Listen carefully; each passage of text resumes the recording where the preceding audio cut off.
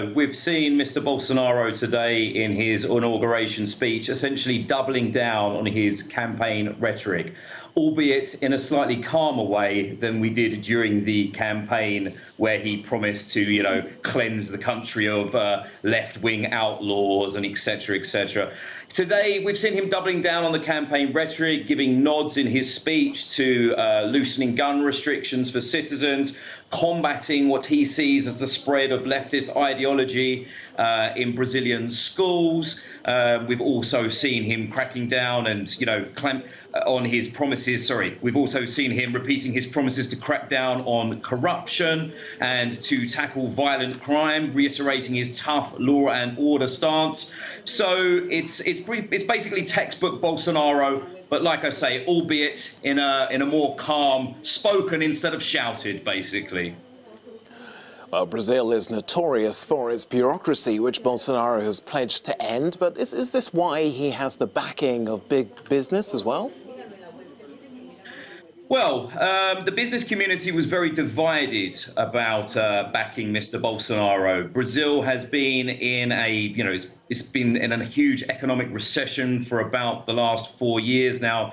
It's dragging itself out of it very slowly, but it's a fragile recovery. Now, the business community was divided on whether to back Bolsonaro or to back a more centrist or centre-right candidate. Basically, the one thing that the majority of the business community agreed on was that they did not want another leftist leader to run the country. And that was why, in the end, most of the business community decided to back Bolsonaro over his centre-left rival, Fernando Haddad.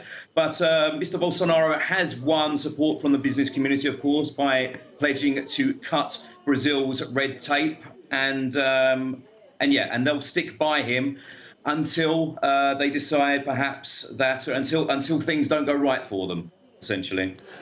Well, you mentioned the divisions there in the business community, but Parliament has an important role to play as well in the Brazilian constitution. Do you think he has enough support to push through his policies, briefly?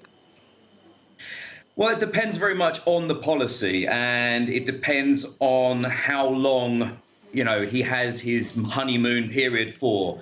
Brazil has to pass, it really needs to pass a pension reform to tackle its fiscal deficit. Now, that's a very unpopular measure to push, of course, because nobody wants money taken away from them in, later life. Nobody wants to have to retire older, basically. So that's going to be a difficult one for him to push.